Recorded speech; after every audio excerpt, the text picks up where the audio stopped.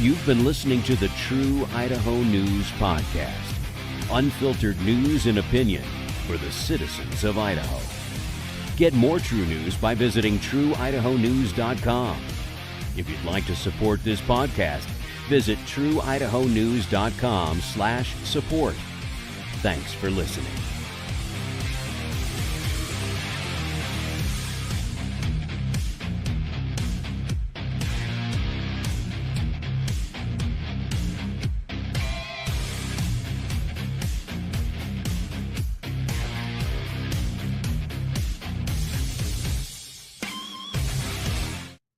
Good morning, everybody. Shane Klaas and Daniel Bobinski here with True Idaho News with another great topic today. $17 million spent on Idaho's 2024 election. All the numbers are in, and we are going to break those down for you today. How you doing this morning, Daniel?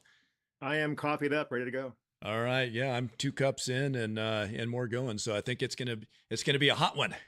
It's going to be spicy. Well, it's going to be hot because yesterday you interviewed Ron Nate, and I was able to watch and listen to that yesterday afternoon. And if anybody's not seen that interview, go back to the websites, the True Idaho News Facebook page, the True Idaho News page. You got to check out this video of Shane interviewing Ron Nate from the Idaho Freedom Foundation. Fantastic interview. I was taking notes, and I wanted to bring up some stuff to talk about today. Yeah, we're going to break that down quite a bit today. A lot of information came out yesterday. You're not going to lose anything if you watch this show today and you haven't seen the one yesterday. We're going to kind of bring you back up to speed on some of the topics. But boy, we covered a lot of topics, and what was really highlighted to me was the amount of spending and how that money was spent. A lot of out of state money came into Idaho, which is interesting to me. Idaho being a relatively small state, but as far as population is concerned, and the amount of money that was spent in Idaho, and why Idaho? Why is Idaho so important? And I think really what it is that Idaho has been a beacon of conservatism in the United States, and they've been working hard over the last a couple decades, really, to knock that down. I don't think they want states like Idaho shining a light on what true conservatism can look like, and so they've been effective at it. Last election cycle, we made some headway in bringing us that light back, but there's still a lot of dark money, I would call it, coming into the state. Which is funny because they accuse the conservatives of bringing in dark money. And when they say it, they're talking about conservative candidates from California, Oregon, Washington, people who've moved here from those states who are supporting true conservative issues. Mm-hmm. They make no bones about the fact that they're funding their own campaigns or whatever they're supporting, but the establishment is calling that dark money when in fact it is they themselves who are bringing in dollars from other states that we can't track, and they call it that just donations, but it's dark money. Yes. Yeah. I mean, look at this. So let's just take a look. We're going to get into some numbers today, some facts and figures, and I know sometimes that can be a little bit daunting for the viewer. So we're going to try to not get too heavy into it and break it down and explain it. But it is important sometimes to take a look at the numbers. It's like a family budget. If you don't take the time to look at the numbers, they'll run away from you. And next thing you know, you're upside down. And in Idaho, what upside down means is we become a blue state, and we don't want that. So it's important to dive into them sometimes. And this is really interesting to see some of this. So just let's take a look at the number of voters, because we're going to start looking at the money and imagine how much money that is per voter. And we didn't break that down earlier. That just kind of that thought came to me. But take a look here. So Idaho has a little over 1 million registered voters, 1,015,603 registered voters. Of that, 627,000 are Republicans, 120,000 are Democrats. About 250,000 of those are unaffiliated. And Daniel, you kind of broke that down by ratios. What did you come? Do you still have that number in front of you? It's about. No, well, yeah, but the idea is a couple of years ago, before we had this big influx of people moving to Idaho from other states, we had a 4-to-1 difference. For every registered Democrat, you had 4 registered Republicans.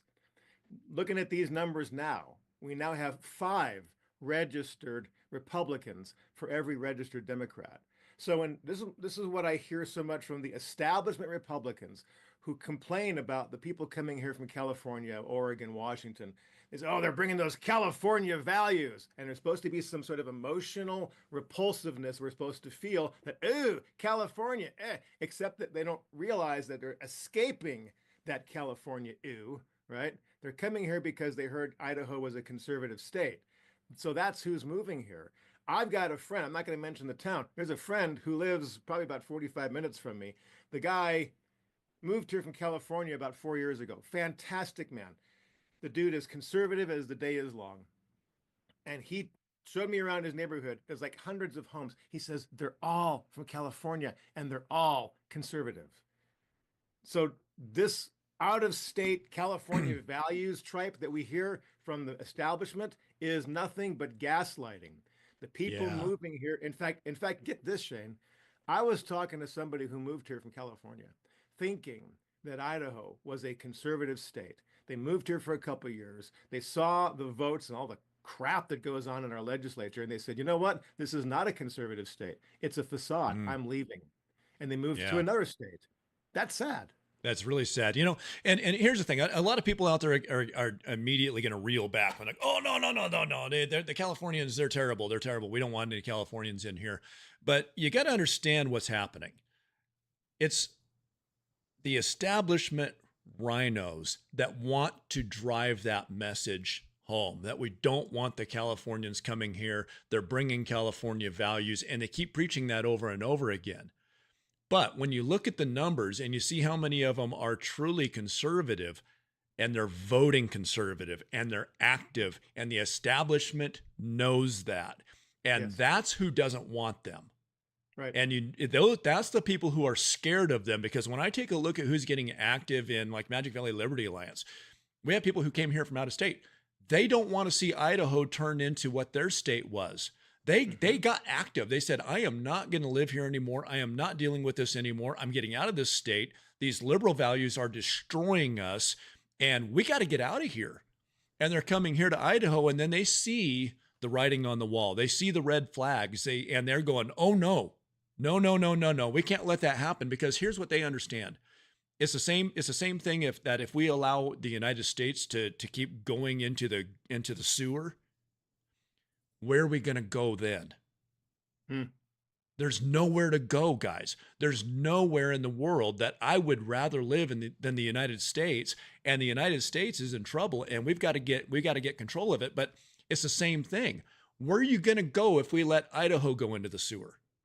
If we let it become the garbage that we see on TV coming out of California, if we let it become Portland, if we let it become Seattle, and everybody's, well, no, that'll never happen to Idaho. Well, folks, we're going to show you a couple maps here, and it's going to disturb you. And it's going to highlight how important it is that you get active and you get involved and you start speaking up. This idea that we can't talk about politics and we can't talk about religion at the table, well, we better start. Because if we don't start and we don't start educating people, we're going to end up right where they're at. And we're going to show you that here in a minute. Yeah. Well, so can I jump in with one of my go. first observations from Ron's talk? So yesterday, Ron was talking about our governor and how wouldn't it be great to have someone like Ron DeSantis who actually takes leadership. There's a book behind me. Look, we're full screen. Here's an orange book behind me here. This is an international bestseller written in 2008, published in 2009. This is a compilation of stuff that I've observed in working with teams at that point for 20 years. Now I've been 35 years, where I've been working with teams in leadership and management around the world. And I've studied leadership, I've studied management, I write about it, I teach it. And boy, Ron Nate was spot on the money. We have a governor in Idaho who is not a leader. He's a placeholder. He is a puppet for the World Economic Forum because he's part of the 50 governors and the National Governors Association who basically have a signed agreement with the World Economic Forum. Notice that every state, when COVID hit, all the governors did much the same thing. They did exactly what the World Economic Forum told them to do, except for Kristi Noem, thank you. But we have a governor who does not lead. He signs and pushes middle-of-the-road legislation, leftist legislation sometimes. He advocates, he finds these freshmen that come in, and these freshmen get elected, and he calls them up to the second floor, and he talks to them in his office, and now this newly elected representative is going, oh my gosh, the governor talked to me, and he wanted my vote on this, and he's promising me whatever. And they've pushed for this legislation. I'm thinking specifically of the Launch Project. They came through, taking our tax dollars and training people for big business needs so that they don't have to train people. That is a socialist program. And yet we had conservatives coming in, oh, the governor wants to talk to me, and pushing that legislation through. But so I loved what Ron said. The only time Brad Little signs conservative legislation is when he's boxed in the corner. The guy is not a conservative. Well, just to that he's note, not a leader. This is from the Idaho Freedom Foundation. This is their index, and we talked about how accurate that index really is and how great of a job they do. But you can go to their website, and right on the front page there, you can download this. There's a link there, and they did score the governor as well. And I took a look at that score this morning. And on the Freedom Index, which is how does he vote? What does he support? So your freedom, he's looking for less and less. And obviously we knew that. If you paid attention during COVID, he wasn't about freedom. But the spending index and his overall score and scary. Is an F. And our governor is terrible, guys. He pretends he does such a good job. He's been doing this a long time.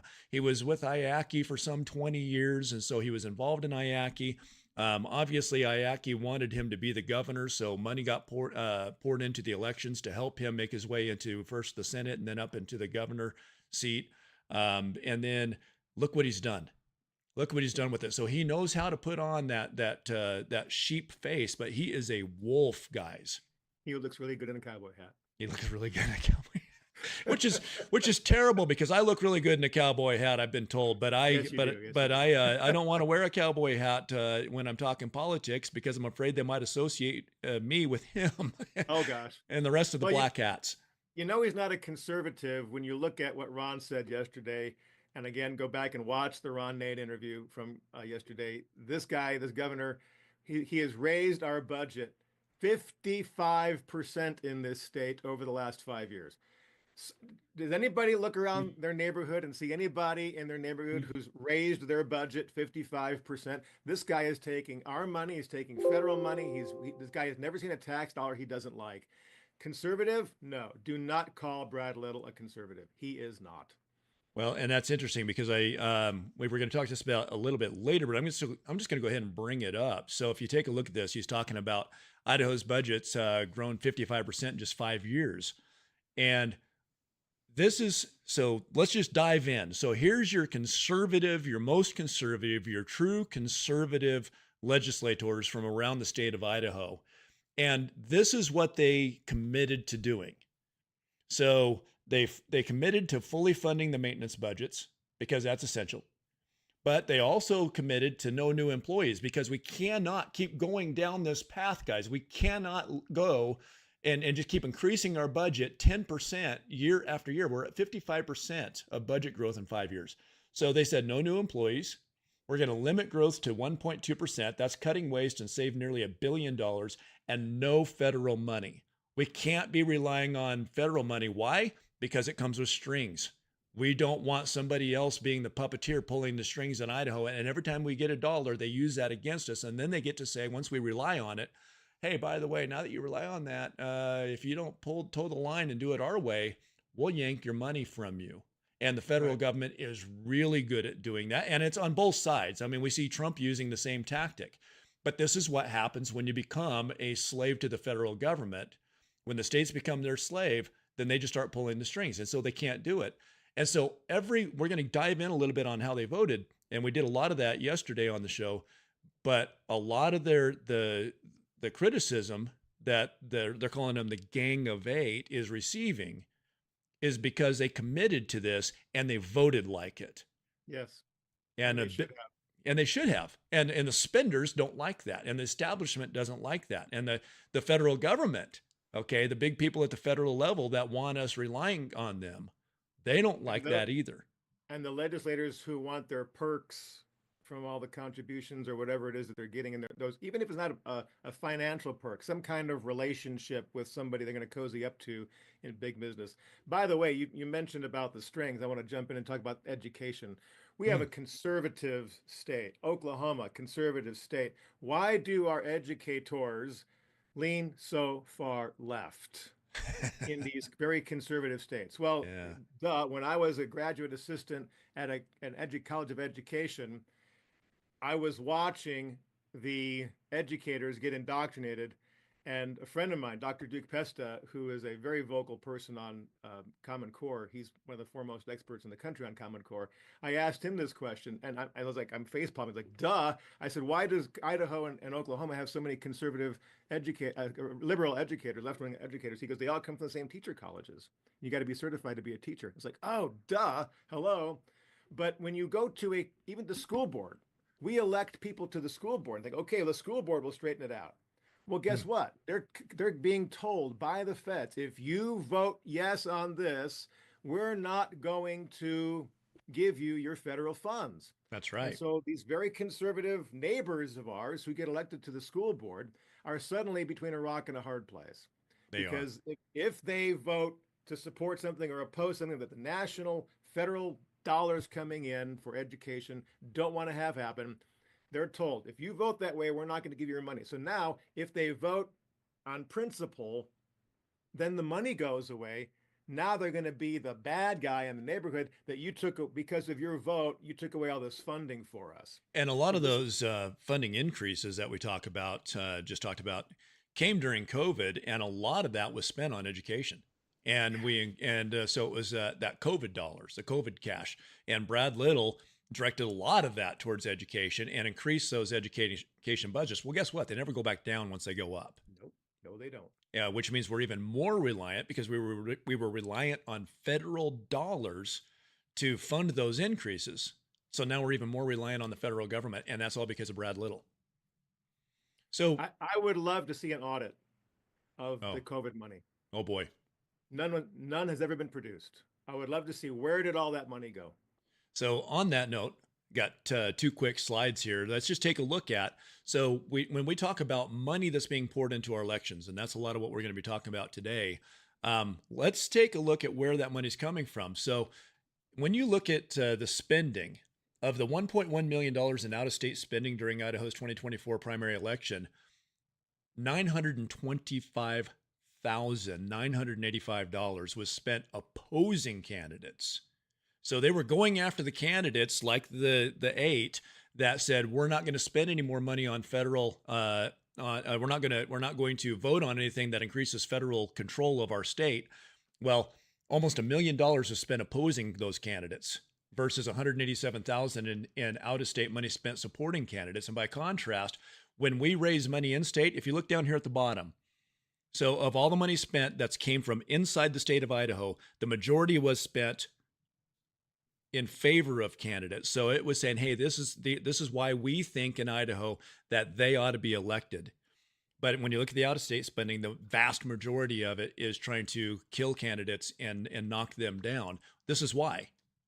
We don't want the strings from outside of the state of Idaho, but people outside of Idaho want control.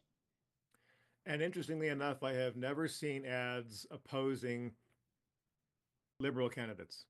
I only see flyers and advertisements opposing conservative candidates. Yeah.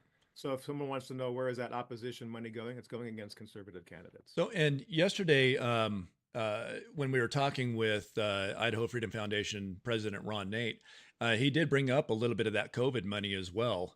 I've got a little clip, as a matter of fact. We do need to raise money to put up effective fights. But when I first ran for office, I raised $11,000. My opponent raised close to $20,000. In my last election, 8 years later, I raised $46,000, more than I ever had before. But my opponent spent $180,000.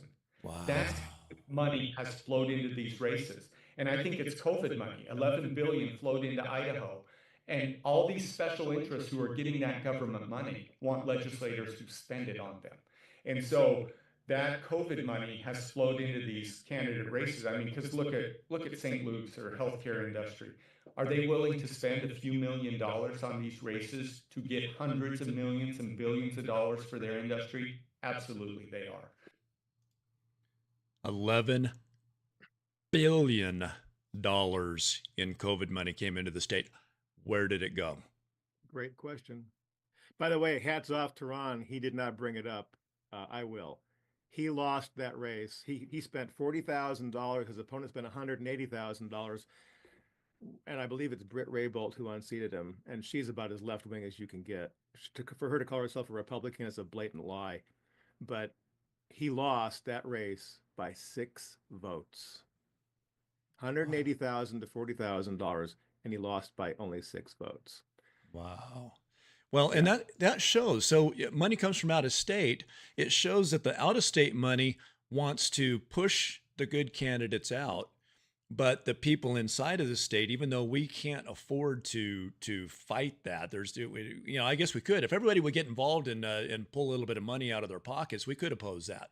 But it is big money. It is the big elitists that are sending a lot of that money in here, but it goes to show what boots on the ground can do. Because yes, regardless of that spending, he only lost by 6 votes. And a few more boots on the ground would have fixed that. I don't doubt his argument. I hadn't thought about that before. That actually was eye-opening and ear-opening to hear that yesterday. Yeah. That COVID money being used to influence. And I got to thinking about that because I do not trust the current executive branch holders in our state. No. Governor, lieutenant governor, I just don't trust them. And when we see like you said, billions of dollars coming in, much to the hospitals, and I've talked with doctors, I've talked with nurses, why is this happening, and why can't they treat? I mean, if a person comes in with a waiver from their lawyer and a filled prescription for hydroxychloroquine or ivermectin, the drugs that shall not be named, ivermectin now legal in Idaho, over the counter, but at the time, nobody would administer it. I know people who were saved, their lives were saved by taking those drugs. Many people do. But the point is, I had a nurse ask doctors, why can't we issue ivermectin or hydroxychloroquine? And doctors would just turn around and walk away. They wouldn't say a word. Finally, one elderly doctor said, I was told that if I prescribed those drugs, I would be fired. So here we have the administration of the state's largest hospital system telling doctors, you cannot practice your craft. You cannot administer a drug that we don't want you to administer, even though it might save lives. You can't, because if you do, you'll lose your job. So now you've got money. We now know money is the motivator. So the idea that Ron points out, and the reason I say that, by the way, is people who had COVID, who died of COVID in the hospital. Quick other example. Gentleman had COPD, had heart problems, major league for years, had been in and out of the hospital for years with heart problems. The dude contracts COVID. He's in the hospital. His heart gives, and they say, okay, he died of COVID. And the family says, we don't want the death certificate to say COVID. He obviously died of heart problems, not COVID. And they said, look, if you say and agree to the death certificate saying he died of COVID, there's no hospital bill for you. But if you insist that we put heart failure on his death certificate, then you're going to pay his entire hospital bill of hundreds of thousands of dollars. So that tells us that they were getting more money from saying that the man died of COVID, so they can keep their COVID numbers up. Right. Right? That's right. So now we know it's money motivated. We know it. Absolutely. So when Ron Nate says that he believes it's COVID money being used in opposition of conservative candidates who don't want to vote for bigger budgets, bigger state programs, I happen to believe Ron Nate. I believe him wholeheartedly.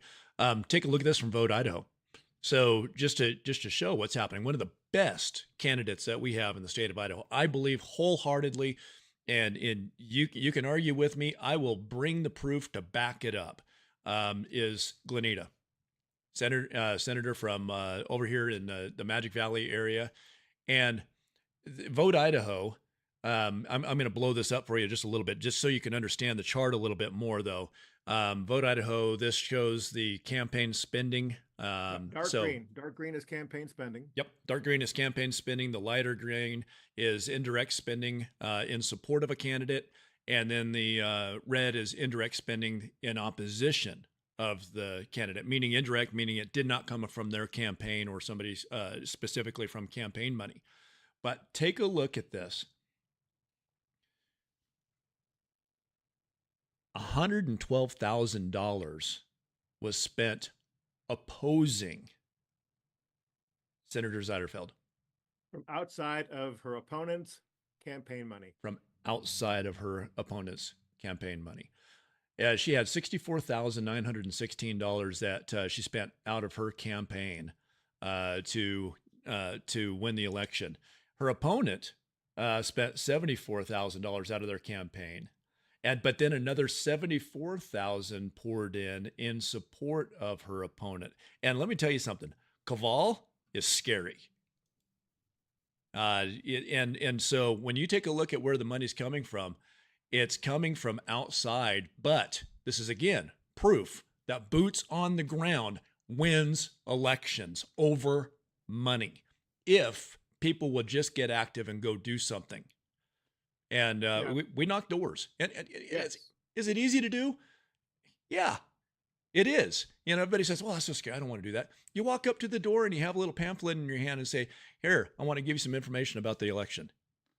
Just doing that and having a good voter guide in your hand is what a lot of people did. They were scared to talk to people, but they could do that and just put it in their hands and put it on the door. First time I ever walked a district, I was not looking forward to it. I wanted to support the candidate. I wanted to go out and knock on doors. I'd never done it before. And what they do is they print out a little map and they say, okay, here are the conservative voters who vote in every election. Go tell them what's really going on, right? So you're not knocking on doors where you're getting opposition. You're knocking on friendlies. Right. That's knocking right. on the doors of friendlies. When I walked that district and I was knocking on doors, they send you to the friendlies. To a person, Shane, every single door. They open up the door, they talk with you. They're very glad you brought the information. Oh, man. They want to engage you in conversation. It was the most enjoyable experience. I was talking to long lost friends. What is the number one reason that people don't vote? In my opinion, they don't know who to vote for. They don't know. They don't know how to get the information. They don't know where to find it to know, is this a good candidate or a bad candidate? And they feel like they don't deserve to vote if they're not educated. So by going out and giving them some information and showing them where to find information, Idaho Freedom Foundation, wonderful place to get information on the voting. In Magic Valley Liberty Alliance over here, I keep pumping these guys because you've got to get involved with them. Because you're going to get good information from them. They are not controlled by the establishment. They're not controlled by out-of-state spending. They are just people like you and I, just grassroots people that are from inside the community that said, I'm sick and tired of being sick and tired. I helped start that the Magic Valley Liberty Alliance. 6 of us got together and sat down and said, we need to do something, and we need to do something big. And we started it. And then I'm doing this. And so I stepped out to do what I'm doing now. And let them keep running with it. But it was just people that got tired of watching this big money win over and over and over again, and knowing that we can't beat it with money, but we can beat it with our voice. Amen to that. And I will say this. So those of you who may not know, if you're tuning in and you're watching this, Shane here has purchased True Idaho News for me. I am no longer the editor of True Idaho News. Shane is. I'm the founder, if you want to call me that. What am I, the editor emeritus? Whatever I am, right? But it is now Shane in charge of True Idaho News. And pay attention to True Idaho News. Pay attention to the conservative outlets. I don't know about you, but as the editor, when I was running True Idaho News, every election, people would call me. Friends, hey, who do I vote for in this race? Who should I vote for? So yes, people want to know. They are uninformed. They haven't taken the time to do the research. People like you and I in these roles, we do. We talk to people. We find out the facts. We try to report them. And so when people contact us and are asking us how to vote, I say, stay tuned to True Idaho News. Stay tuned to find out who the true conservative organizations are in your neighborhood. And I think yesterday you were talking with Ron about getting John Crowder on over in Eastern Idaho. Yes. There's different organizations throughout the state. We got Sue Gaston here in Ada County, people focusing on conservative candidates. We're going to try to build this information network. And I really applaud you for that. Well, and thank you for that. And thank you for trusting me with this. Back to Idaho Freedom Foundation. This is, you're talking about the information and where to find it. So you can just go to their website right now and you can download this. It's a PDF. And we used a lot of, and we're going to use a lot of this information here in just a minute from here. But look at this. This is their full index. This is how it explains how they graded it. So you don't have any questions what their matrix is that they're using to grade the bills. And then as they go through, they show you every single candidate. They show you stats. They show you the bills that they're voting on, the best bills, the worst bills, and then they grade each of those candidates. This information is right there. You don't even have to listen to me. I mean, I'd like it if you did, because I think I do a lot of work trying to find interesting information to bring to you. But how do your lawmakers stack up in spending in the Senate? How do they stack up in spending in the House? And this is free. You just go on there and you hit the button and you can download it. And so there is information available. And then if you go into Magic Valley Liberty Alliance, they did a voter guide last year on your local candidates in the Magic Valley. And so we're working hard to get the information in your hands. All you have to do is go download it and take a look at it now. And it's right there in front of you. You pointed out the matrix that the IFF uses was on that screenshot that you had there. I really get tired of people accusing the IFF of using some subjective method of grading the bills, and that just one person is grading the bills. As Ron said, there's 3 sets of eyes, at minimum 3 sets of eyes on every grading decision. And to say that it's subjective, the people who are the establishment rhinos who say, we're the real conservatives, no, they're not. They're liberals who claim to be conservative. We've been here forever. We're true Idahoans. We're 6th generation Idahoans, blah, blah, blah. It's like, I don't care if you're 20th. I don't care if you were here when Adam was created. You are not a conservative if you're voting for left-wing things. Don't call yourself a conservative. So when I hear people say that the IFS grading system is subjective, everything is laid out on that page. And now you go to IACI, right? And this is very true. You get a point from IACI's grading system if you agree with IACI. You lose a point if you vote against IACI. Well, how do we know what IACI's rationale is for their support? They don't publicize that. They just say, agree with us and you get a point. That's subjective. Help their members put more money in their pocket, or does it hurt them? That's what it boils down to. I mean, honestly, there's no other purpose for IACI than to help their members. But to your point, one thing, and you need to watch that video from yesterday all the way to the end. Some of the best information was it was good information all the way through. Ron Nate is a wonderful person to interview. He is so knowledgeable. He is so educated. I cannot speak enough of Ron Nate. And Wayne Hoffman did a great job starting that organization, but he could not have picked a better person to hand the reins over to, in my opinion. But towards the end, some of the best information came out at the end of it for those of you who stuck it all the way out. It was a little over an hour long. But at the end, he brought up one of the best points, is that all of the accusations that are slung at Idaho Freedom Foundation come down to one thing. They say, well, they're biased, they're biased, they're biased, they're biased over and over again. They're biased. Well, guess what, folks? They don't rate the legislators. What do you mean they don't rate the legislators? They rate the bills, and they rate the bills before anybody votes on them. And so then those bills, they rate them, then somebody votes on them, and all they do is they say, well, okay, we rated this bill really good, and you voted for it, so we're going to give you a good rating on how you voted on that bill. But you cannot get more unbiased than just rating the bill based on their matrix. Does it increase freedom or decrease freedom? Does it increase spending or decrease spending? Does it increase government control or reduce government control? And then after that's already been voted on. And 3 sets of eyes, like you said, look at that. Then the legislators rate themselves by how they vote on it. Mm-hmm. That's all it is how they vote on it. And so you can't say that they're biased towards those legislators because they don't get to go in there and say, well, I don't like this legislator, so I'm going to give them a worse rating. That's not how that works. They're only rated Another on did they argument, vote for good bills or bad bills. yes. And another thing that he pointed out was that there's over 400 rated bills. That's right. Was it 440? So if you vote against a bill or for a bill, it's going to be infinitesimal in your final rating.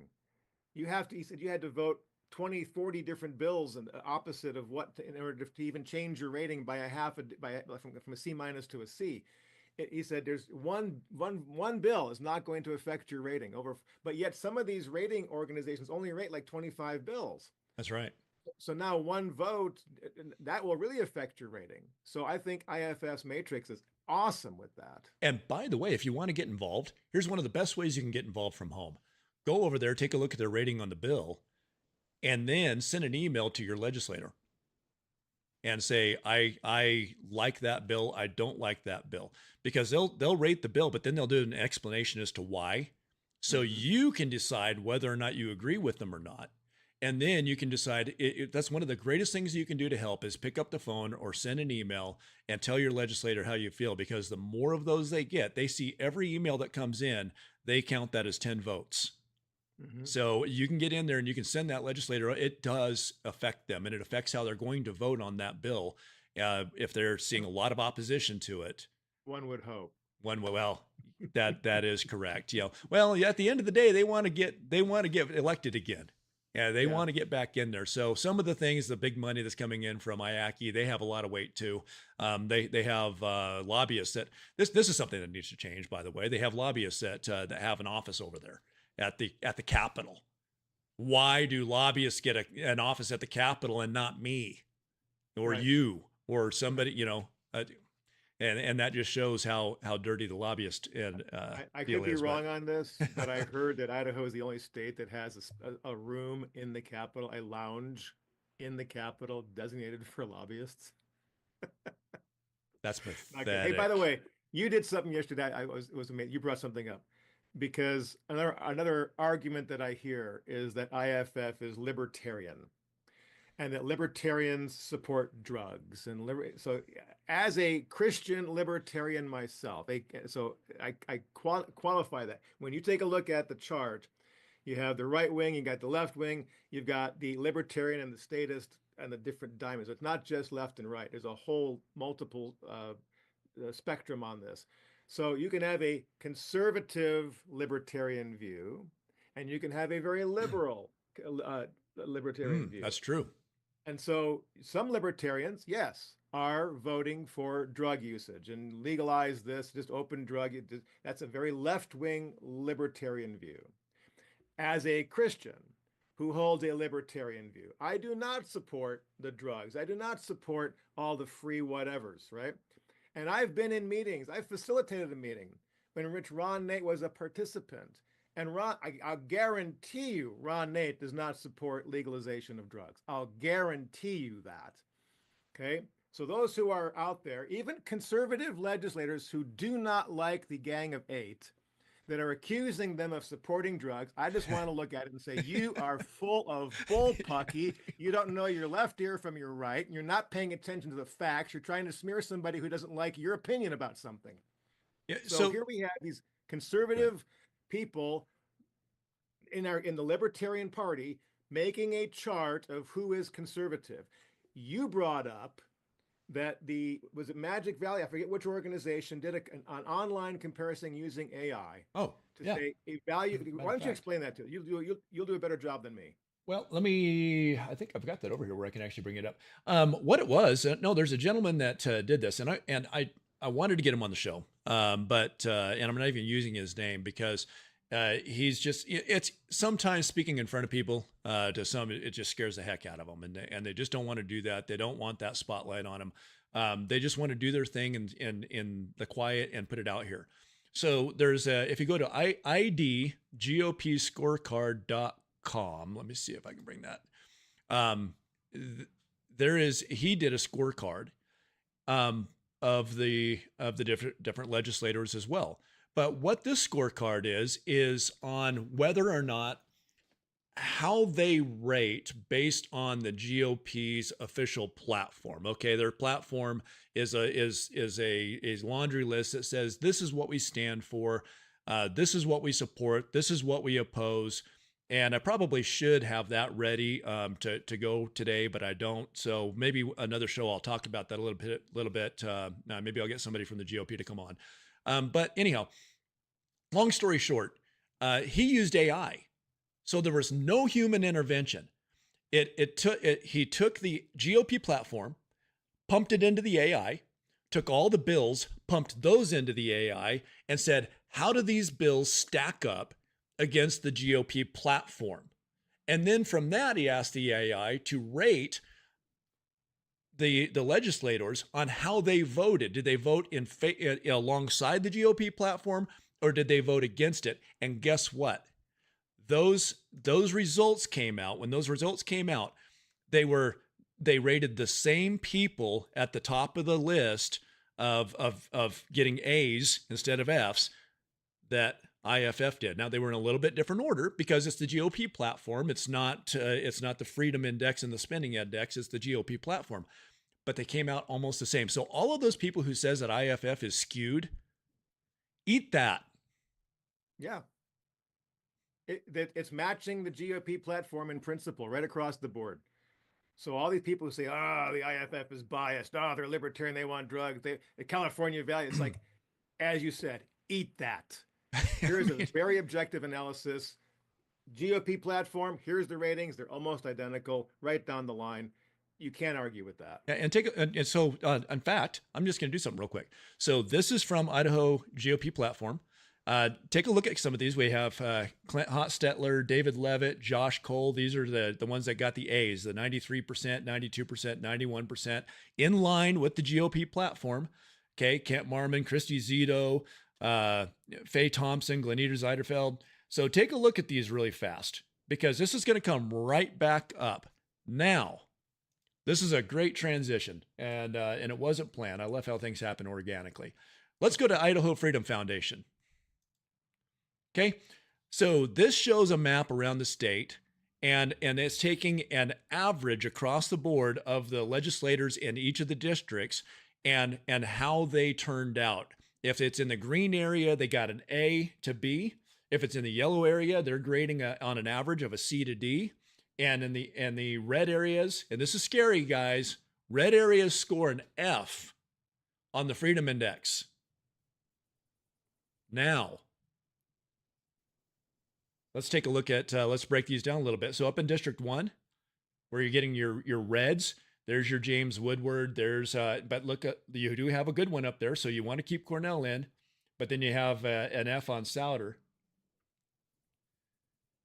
Districts 9 and 14, we'll come back and talk about these, but we have Boyle, look at who's there. But I want to get down to here. District 24 and 25. Remember, we talked about the Idaho Freedom Foundation. The Magic Valley Liberty Alliance, and how we got involved and we said we're going to put out something, a voter guide, and show people, and we put boots on the ground. We got Glenita, we got Clint, we got Josh, and we got David. Now let's come back over here again. The AI rating. Take a look at your top score people here. Okay, we have David Levitt right there. We have Josh Cole right there. So these people that we, the boots on the ground, decided ought to be in office instead of big money coming from all over the place. Look at how they rated. We put good people in there. We can win this. Mm-hmm. We can win this. But that's IFF, their rating versus the AI that just took the people out of it. You cannot say they're skewed. You can't. You can't say they're biased. No. And to these people who claim to be, I'll mention some names. Jim Jones, this guy, former Idaho Supreme Court guy. He's a Vietnam vet. He's got all the credentials, but the dude might as well be a Democrat. The way he is so snide in his writing, and he's so left-wing in his writing, and he claims he's a conservative. He is not a conservative. No. Look at what he supports. Look at what the GOP platform stands for and the stuff that he supports. He would rate an F in a heartbeat. In a heartbeat. Yep.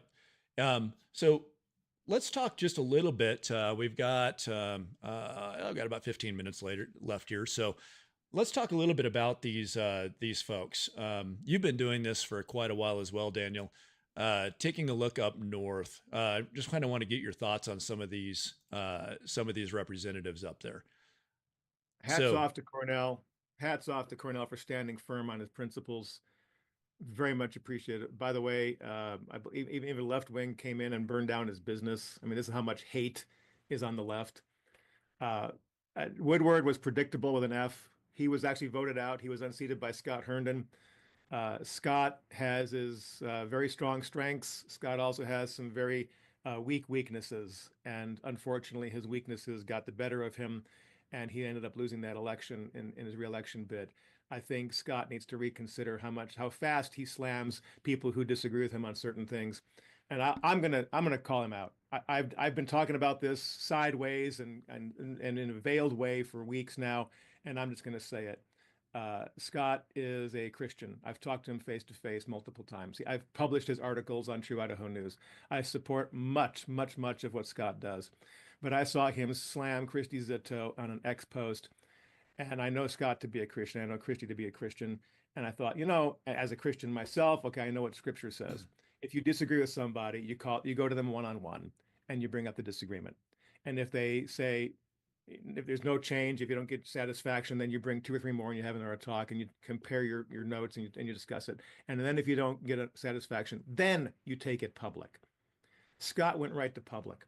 Yeah. And I called Christy and I said, hey, did Scott contact you about this issue? And she says, what issue? She didn't even know he'd slammed her.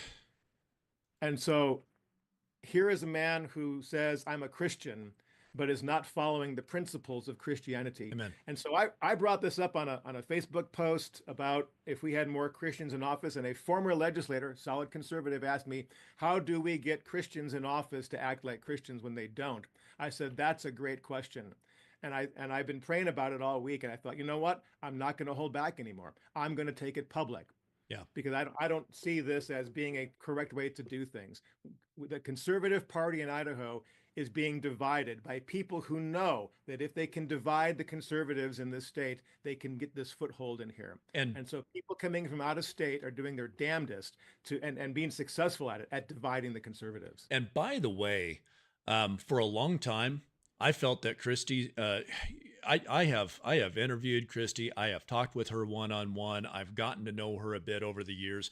And I'm going to say this, for a long time, I think she was the only one towing the line in the Senate. Yes. And finally, we got some more conservatives. We got in the last election, we had enough, and we got some more of them in there.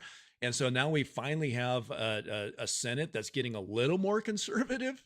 And they're starting to notice that that the conservatives are starting to come in there and get into their pool. So publicly, they're trying to vote a little bit better because they know they're going to get called out. But behind the scenes, they're doing dirty deeds and trying to get these people out of there. And Christy's going to be one of them that's in their target. We need to get behind her and support her. And Absolutely. Everybody needs to get behind her in that district over there. If she's in your voting district, get behind Christy. And you need to get out there and start talking to people and knocking doors. Don't listen to the garbage that's going to come in from the outside, because all they're going to try to do is discredit them. They're going to use dirty tactics. There was a bill that was another bloated bill that was going to increase spending. It was going to increase government. And again, what was their platform? We're not going to increase the number of employees. We're not going to do this. Well, they're going to come out and they're going to say, well, they're against firefighters and they're against police and they're against all of these people because they voted against some of those bills. Don't listen to them. They're skewing the facts. They put those bills out there for no other reason than to get them voted down, so that coming into the primaries, they can use their dirty tactics to try to discredit these people. It's kind of like that stupid bill that they did for the flag over there in Boise. In principle, it's the right principle. But what was that for? There was no teeth to it. They put it out there for no other reason than to get it voted for, because anybody who voted against it, then they would just come out and say, "Oh, you want the rainbow flag flying in Idaho? You want the rainbow flag flying at every government office in Idaho?" And that's what they would have done if they would have voted that bill down. But it had no teeth to it. It was nothing but virtue signaling. I'm going to get off my soapbox, but this kind of garbage just makes me mad. I want to point out we brought up Brad Little at the top of the show, and here you talk about not a conservative. Brad Little's own PAC was paying for mailers to smear and misrepresent the voting record of our most conservative senators, because Brad Little doesn't worry about the House because there's 70 people and he has to get 36 people on his team to get something that he wants passed. But in the Senate, there's only what, 35? If he gets 17 people to vote his way, now he can control the Senate, and that's what he wants to do. So he's trying to smear these conservative senators to try to get them not elected, so Brad Little can keep his control over the legislature. Yep. And this is a conservative, a quote unquote governor, smearing, paying with his PAC money, paying to send out mailers that smear and misrepresent our conservative senators. That's not good. And he and Scott Bedke are just buddy. He's been supporting Bedke for a long time, grooming him to work his way up, and you need to watch out for that guy too. He's a snake. I couldn't agree more. So back over here, let's go over to District 9 and District 14. Oh, sad. In case you want to know where those are at, by the way, we're right over here, District 9 and 14. In fact, I think I can even tell you, I brought up a district map. Here we go. So 9 and 14 are in Washington and Payette counties. Is that correct? Am I looking at that right? Washington, Payette. I think Weezer. Adams is part of 7. So, yeah. So, so back over there. Let's get them back on the screen. So 9 and 14. Your thoughts? So I'm disappointed by 9 very much. Judy used to be a strong conservative. Why her scores have gone down, I don't know. I used to talk to Judy a lot. I don't anymore. And someone told me that she actually made an agreement with Wyaki. I don't know if it's true, but her votes indicate that. John Schertz is a lawyer. He unseated Jason Gallagher. Jason Gallagher was one of the most conservative House members we had. She was a formidable, solid conservative vote. She followed the Constitution. She followed the Idaho GOP platform. She did exactly what she was elected to do. John Schertz is a lawyer who came in and basically misrepresented her position, and he smeared her with misrepresentations, twisted truths. He's a very polished talker. He's a lawyer. Hello. And she's not. She actually was one of those people who moved here from a very left-wing state, saw what was happening in our legislature and said, wait a minute, I can get involved. She ran for office. She won. And she was voting very conservatively. So he unseated her. What really is sad is that Judy Boyle went out and supported John Schertz, and her excuse was that, well, he's a childhood friend. I'm going to support my friend. Except look at his voting record. So we've gone from a conservative district in the House to very left-wing F ratings. Not happy.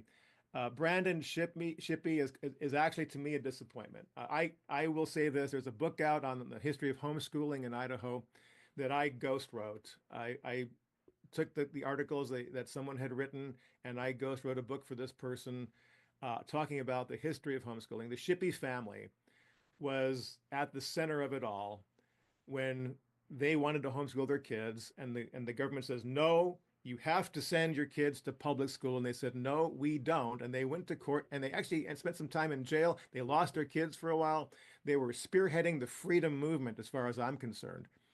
And so when I saw Shippey running for the Senate, I'm going, great. Well, first of all, he replaced somebody who was a straight F-rated voter. I forget her name, and probably rightfully so. But she was a left-winger, and she's no longer in this. She decided she's not going to run. So I thought, okay, Shippey's going to run. And I thought he'd be a strong conservative, but to get C's and C minuses is very disappointing. I've heard some of his behavior on the floor described to me, how he's acting on the floor, avoiding votes that would put him on the line. this is not the action of a conservative, and I'm slightly disappointed in Brandon. I think he can do better. I think he just needs to realign with what his conservative principles are and stick with those instead of playing the political game. As far as Scott Grow goes, this guy's been a reliable F for a long time. What's really scary is you got Kelly Anthon and Scott Grow, who both threw their hat in the ring to run for Senate Pro Tem in the Senate, to lead the Senate. And both of them have horrible spending scores, worse than their predecessor. So we jumped from the frying pan into the fire when it comes to Senate leadership options. I'm not sure which one we got. I personally I'm disappointed in the Senate. Like as you said, we got a much more conservative Senate now. It would be nice if we had 4 or 5 more conservative senators, and we wouldn't have these very left-wing voting Republicans in leadership. Well, you know what I think about when I used to look at the House and the Senate, and I said that Christie Zitto was really the only one toeing the line over there in the Senate. It looked like our House was more of a representation of the people in their districts, and the Senate was a representation of the governor. And I thought that for a long time as I looked at them. It was like that. To your credit and to your point, that the governor focused on making sure to have the right people in the Senate, because the House is a little bit harder. It's really broken down, and so it's watered down, and to get enough people there. But it's not hard to get enough people in the Senate to support you. And so if there's a bill you don't like, you just go over to the Senate and say, "Hey, this is a bill I don't like. We don't want that to come to the floor." Because if we vote against it on the floor, it's going to be ugly. But hey, just let's see if we can hide this in a cabinet position, and one of you guys just stick that in your drawer and make it go away. And that's exactly what would happen. And so these are the dirty games that get played, right? So the House, the people, vote for something, and they pass it over to the Senate, and the Senate goes, "Yeah, we'll just stick that in a drawer. We won't even bring it before a vote, and that way nobody can say we voted against it." Really insulting when I hear senators say that it's the crazy House, when the people on the House do wacky things. It's like, wait a minute, you're all elected from the same districts. By the way, I got a problem with that too, by the way. It's like we're voting 2 House reps and a senator all from the same district. And this does not make sense to me. Our country is comprised of a House of Representatives to represent the people, and the senators are supposed to represent the states. And prior to the 17th Amendment, that's what it was, the states. To me, if we were going to operate on principle in this state, we would have our House represented as voted in as they are by groupings of the districts. But I think, this is my opinion, and the opinion of others as well, that every county in this state ought to have representatives, just like the states do in our federal government. I think every county needs a representative in the Senate. We should have 44 senators, not 35. So this is how I always know God is in control of what we're doing here, because we didn't even talk about this before. It was a point that was brought up a little while ago. Something popped in my head, and I thought, I'm going to bring that up on the screen just in case it becomes relevant, and it just did. I know we like to talk about Idaho politics here, but this is more on the federal level. However, it is Idaho politics because it involves everybody's favorite senator, Mike Crapo. Why this guy keeps getting elected. The Hodge twins posted this up. I'm not going, I intentionally covered what they said. You can go over on X and see what they said. They dropped the F-bomb, and so I'm not going to throw that on here. I covered that up. But Senate Republicans voting against codifying Doge foreign aid spending cuts. And looky there, right in the list of all the worst of them, there's Idaho's very famous Mike Crapo. Why do we keep putting this guy in there? Big money, out-of-state money. Yep. Yeah, and that just, he's supposed to be up there representing the state. Is that what you want? And Idaho voters, do you want them voting against Doge? And we just talked about this. You and I talked about this. What do we got? 5 or 6 bills total that our federal government has, Congress has voted for this year. Out of how many executive orders that have come down from the president, and what did we vote for? I think 5. I think 5. 5. But you got, as you point out, Crapo. He's not representing Idaho. When you see that vote, he's not representing Idaho. No. And so keep that guy in mind at this next election cycle. The next time his name pops up on there, get him out of there, please. Please, Idaho, can you just do two favors? Okay, I'm going to say two. I want Crapo and Simpson. For crying out loud, Idaho.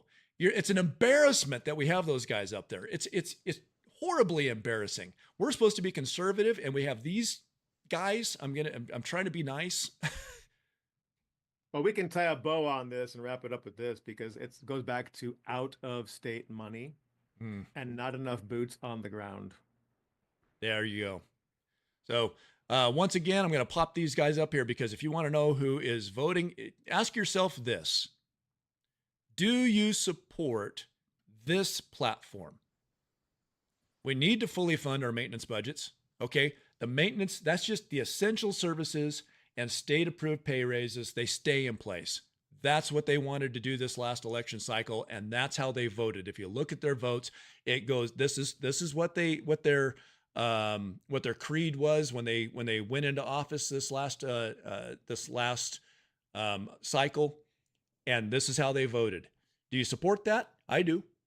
No new employees.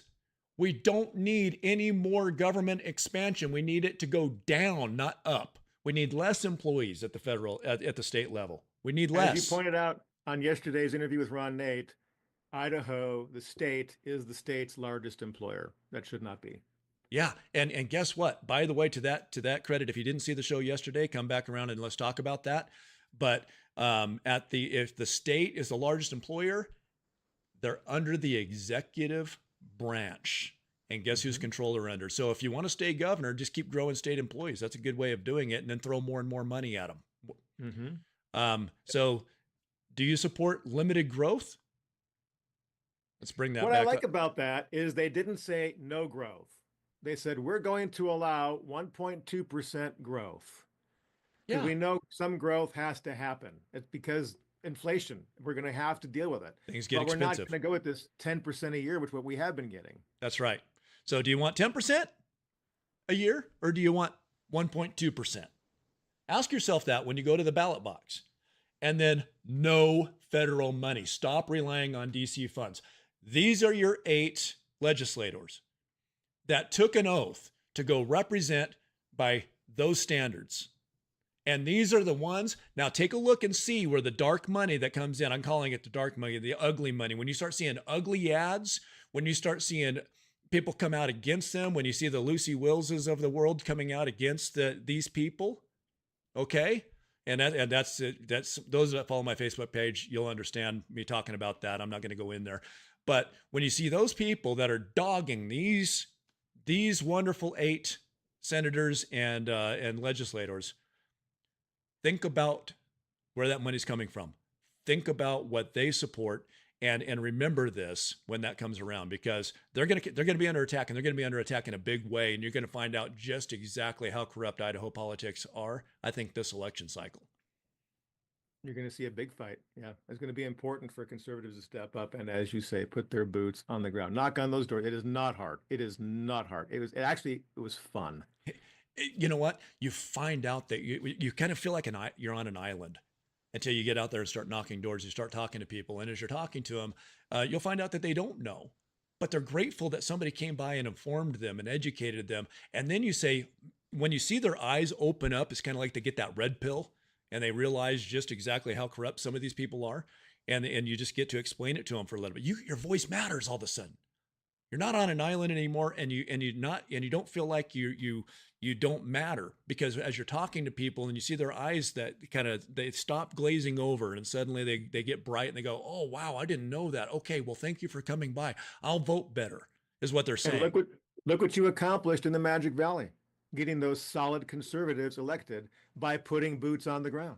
Yeah, and it's very gratifying. Then you see the election cycle come around, and you realize that the 3 people that needed to go are gone. We still got a couple more over here, Magic Valley. We still got a couple more. Lance Clow is not the conservative you think he is, guys. Yeah. Not a bit. So we still got a couple over here we need to deal with. But yeah, we'll get them this next round.